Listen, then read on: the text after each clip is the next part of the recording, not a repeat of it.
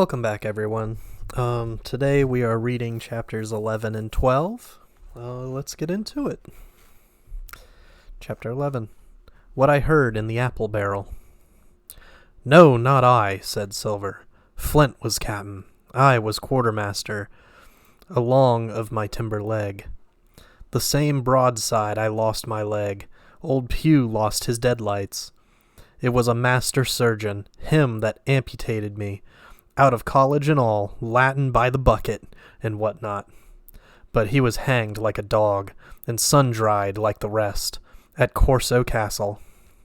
That was Robert's men, that was, and comed of changing names to their ships, Royal Fortune, and so on. Now, what a ship was christened. Come on. Now, what a ship was christened. So let her say, I says. So it was with the Cassandra, as brought us all safe home from Malabar, after England took the viceroy of the Indies. So it was with the old Walrus, Flint's old ship, as I've seen amuck with the red blood and fit to sink with gold." "Ah!" cried another voice, that of the youngest hand on board, and evidently full of admiration. "He was the flower of the flock, was Flint." "Davis was a man, too, by all accounts," said Silver. "I never sailed along of him. First with England, then with Flint. That's my story. And now here on my own account, in a manner of speaking. I laid by 900 safe from England, and 2,000 after Flint. That ain't bad for a man before the mast, all safe in bank. 'Tain't earnin' now, it's saving, does it? You may lay to that.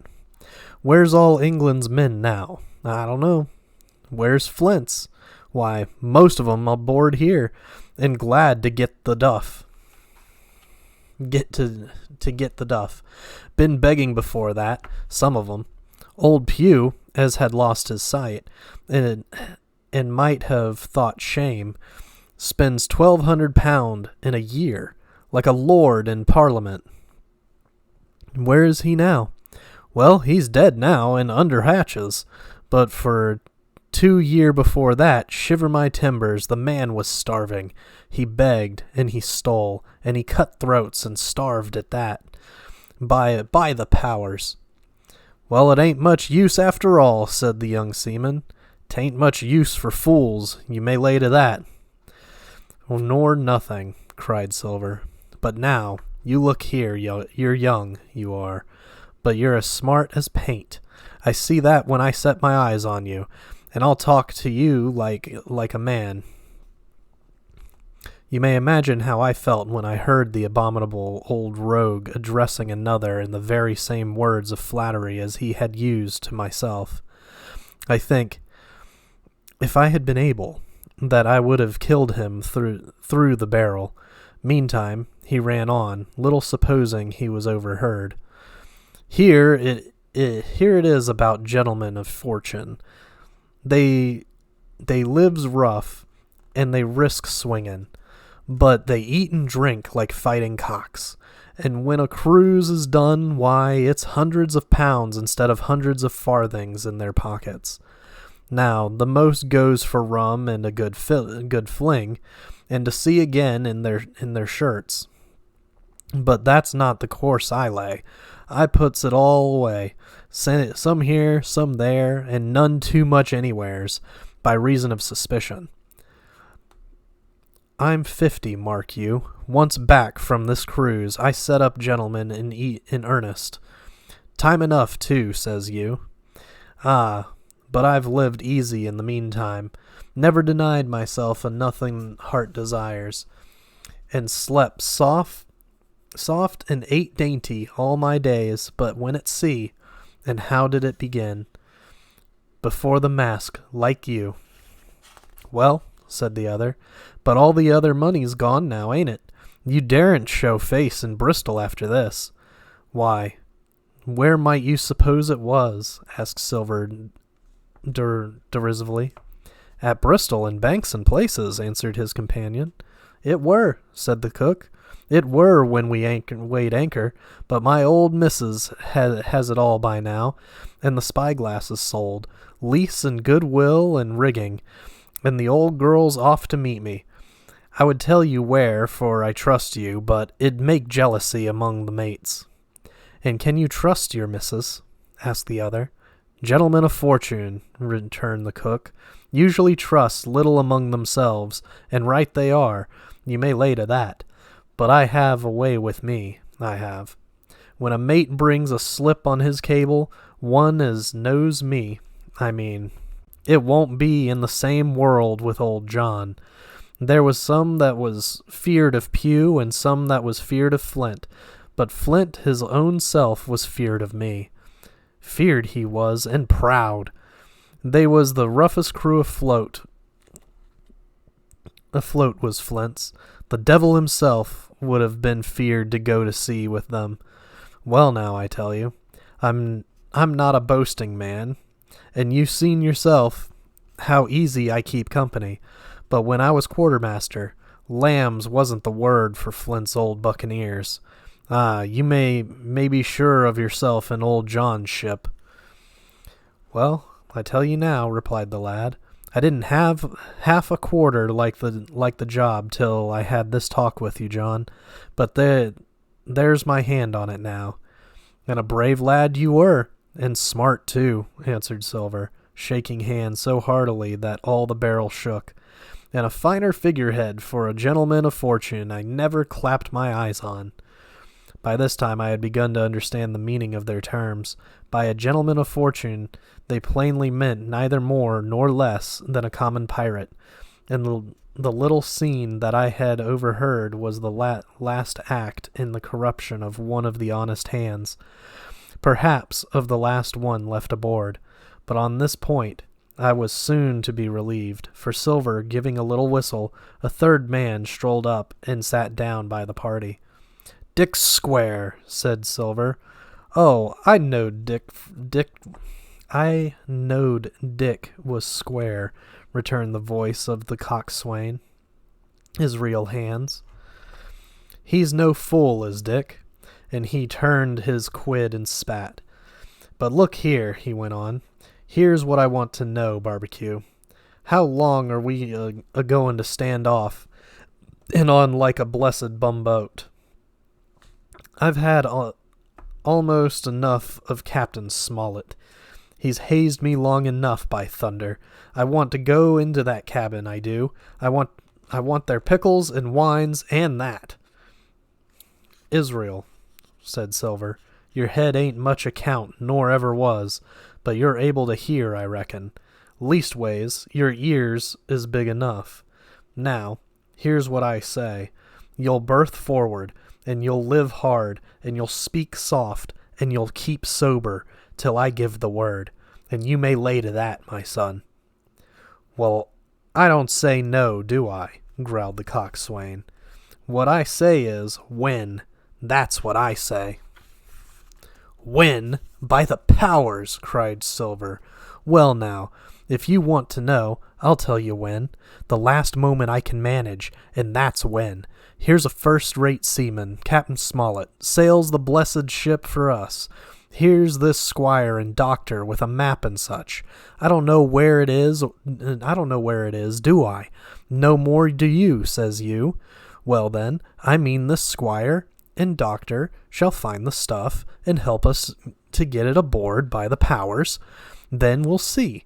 If I was sure of you all, sons of double Dutchmen, I'd have Captain Smollett navigate us halfway back again before I struck." "Why, we're all seamen aboard here, I should think," said the lad Dick. "We're all forecastle hands, you mean," snapped Silver.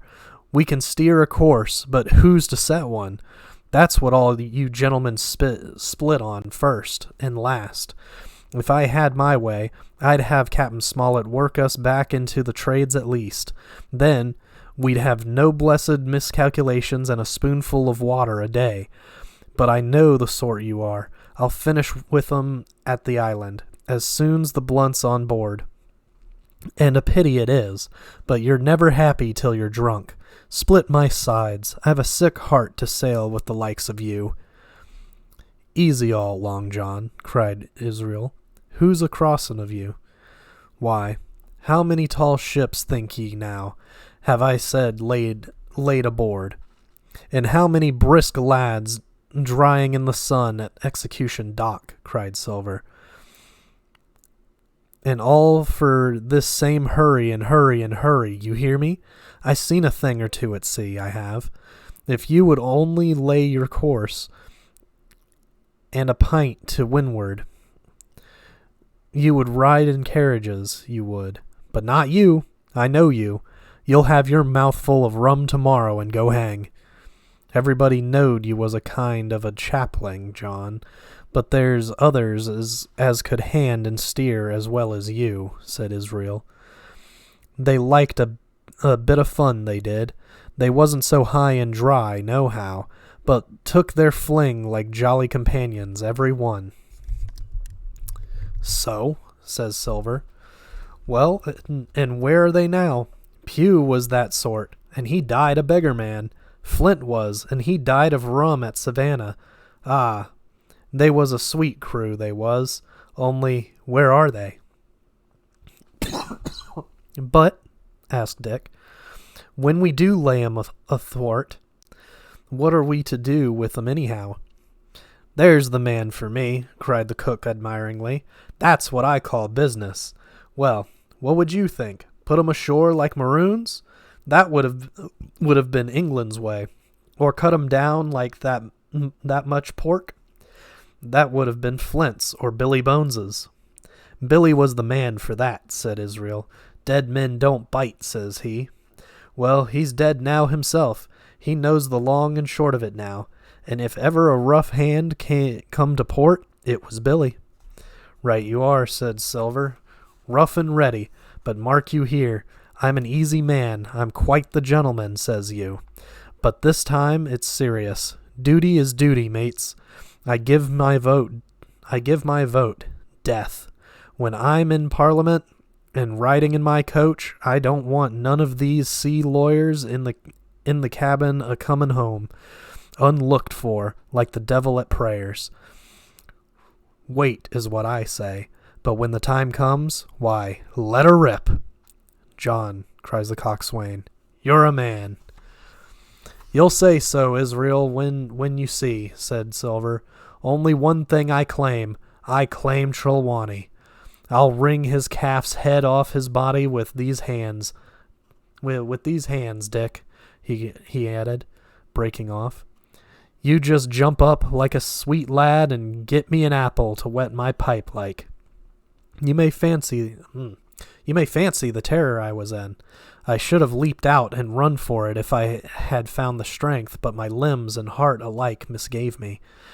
I heard Dick begin to rise, and then someone seemingly stopped him, and the voice of Hands exclaimed, "Oh, stow that! Don't you get sucking on that bilge, John. Let's have a go at the rum." "Dick," said Silver, "I trust you. I've a gauge on the keg, mind. There's the key. You fill a pannikin and bring it up." Terrified as I was, I could not help thinking to myself that this must have been how Mr. Arrow got the strong waters that destroyed him. Dick was gone but a little while, and during his absence Israel spoke straight on the cook's ear. It was but a word or two that I could catch, and yet I gathered some important news, for besides other scrapes that tended to the same purpose, this whole clause was audible. Not another man of them'll jine. Hence, there were still faithful men on board. When Dick returned, one after another of the trio took the pannikin and drank one. "To luck!" Another with a "Here's to old Flint!" and Silver himself saying, in a kind of song, "Here's to ourselves, and hold your luff, plenty of prizes and plenty of duff." Just then a sort of brightness fell upon me in the barrel, and looking up I found the moon had risen and was silvering the mizzen top and shining white on the luff of the foresail, and almost at the same time the voice of the lookout shouted, "Land ho!" Chapter 12, Council of War. There was a great rush of feet across the deck. I could hear people tumbling up from the cabin and the forecastle and slipping in an instant outside my barrel. I dived behind the foresail, made a double towards the stern, and came out upon the open deck in time to join Hunter and Dr. Livesey in the rush for the weather bow. There all hands were already congregated. A belt of fog had lifted almost simultaneously with the appearance of the moon.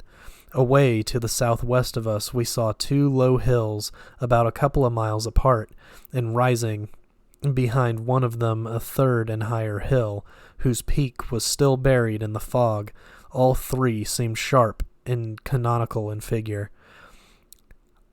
So much I saw almost in a dream, for I had not yet recovered from my horrid fear of a minute or two before, and then I heard the voice of Captain Smollett issuing orders.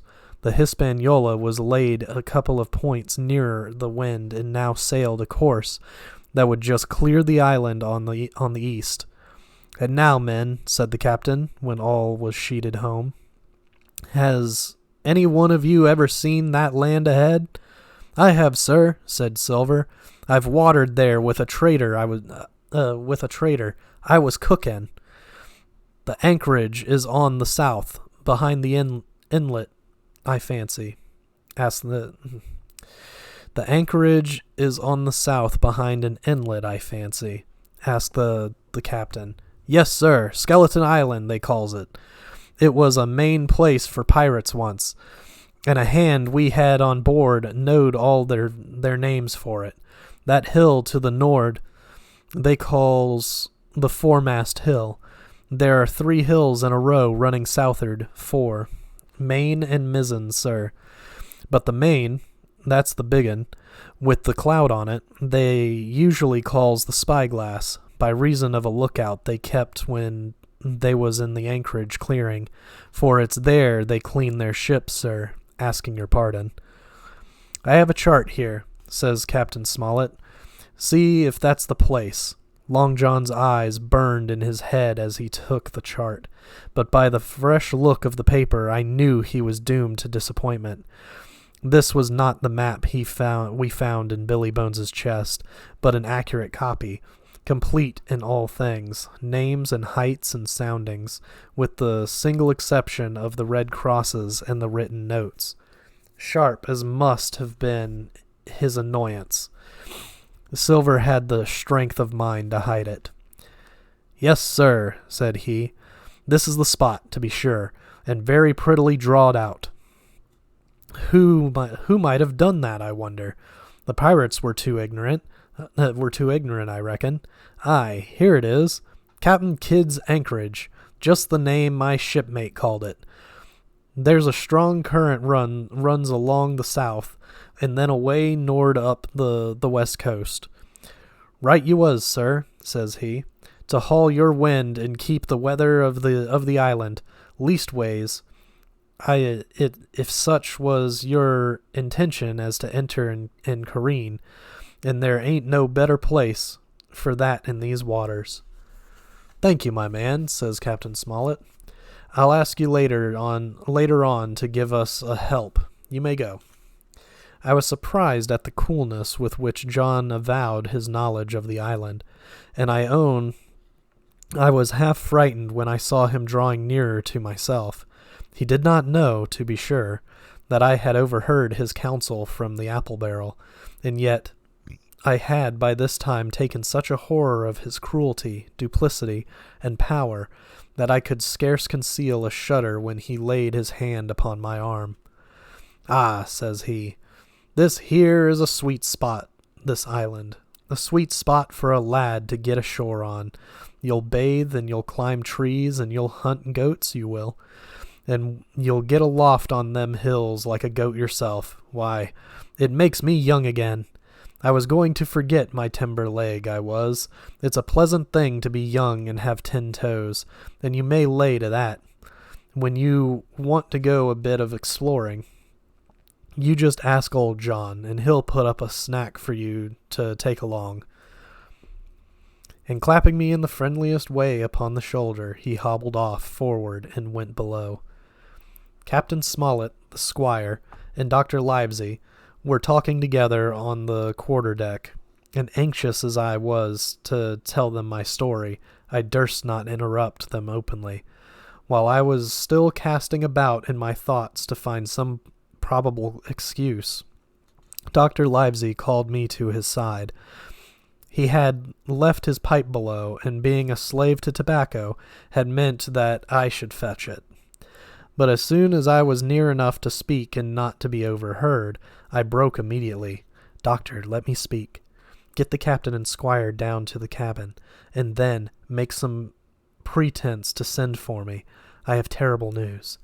The doctor changed countenance a little, but next moment he was master of himself. "Thank you, Jim," said he quite loudly. "That was all I wanted to know," as if he had asked me a question. And with that he turned on his heel and rejoined the other two. They spoke together for a little, and though none of them started, or raised his voice, or so much as whistled, it was plain enough that Dr. Livesey had communicated my request, for the next thing that I heard was the captain giving an order to Job Anderson, and all hands were piped on deck. "My lads," said Captain Smollett, "I have a word to say to you. This land that we have sighted is the place we have been sailing for. Mr. Trelawney, being a very open-handed gentleman, as we all know, has just asked me a word or two. And as I was able to tell him that every man on board had done his duty, alow and aloft, as I never asked to see it done better, why, he and I and the doctor are going below to the cabin to drink your health and luck, and you'll have grog served out for you to drink our health and luck. I'll tell you what I think of this. I think it handsome, and if you think as I do, you'll give a good sea cheer for the gentleman that does it." The cheer followed. That was a matter of course, but it rang out so full and hearty that I confess I could hardly believe these same men were plotting for our blood. "One more cheer for Captain Smollett," cried Long John when the first had subsided, and this also was given with a will.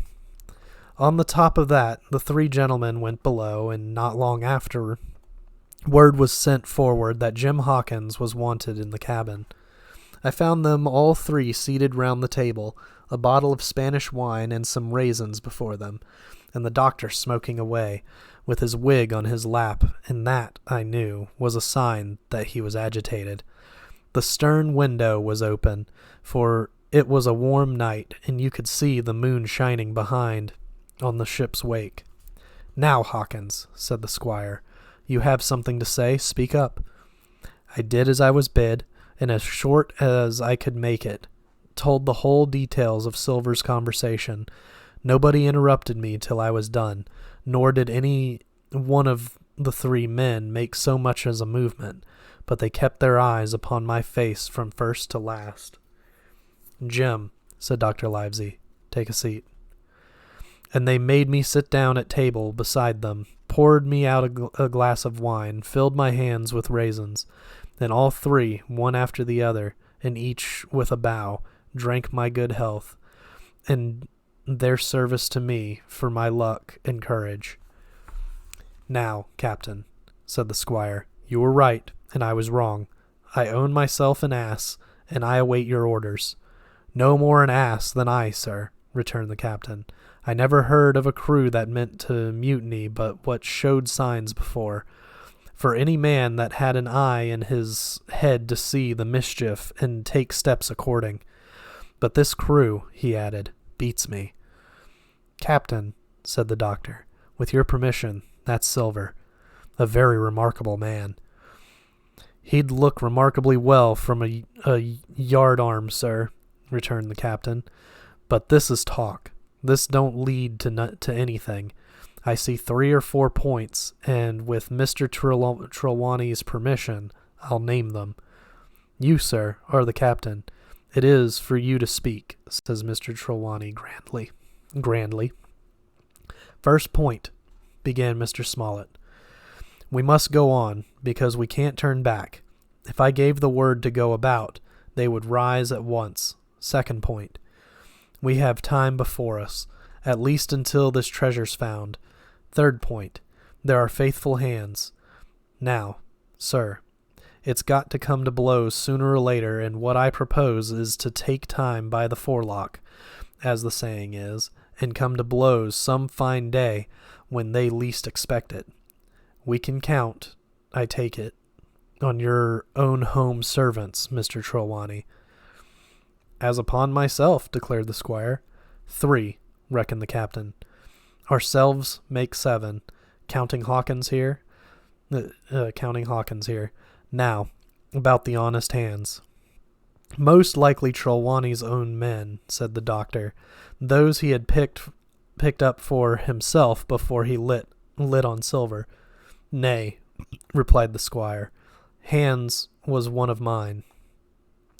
I did think I could have trusted Hands, admitted the captain. And to think that they're all Englishmen, broke out the squire. Sir, I could find it in my heart to blow the ship up. Well, gentlemen, said the captain, the best that I can say is not much. We must lay low. We must lay to, if you please, and keep a bright lookout. It's trying on a man, I know. It would be pleasanter to come to blows, but there's no help for it till we know our men. Lay to and whistle for a wind. That's my view. Jim here, said the doctor, can help us more than anyone. The men are not shy with him, and Jim is a noticing lad. Hawkins, I put prodigious faith in you, added the squire. I began to feel pretty desperate at this, for I felt altogether helpless, and yet, by an odd train of circumstances, it was indeed through me that safety came. In the meantime, talk as we pleased, there were only 7 out of the 26 on whom we knew we could rely, and out of these 7, 1 was a boy, so that the grown men on our side were 6 to their 19. And that ends our chapters for today. And we'll see you guys next week.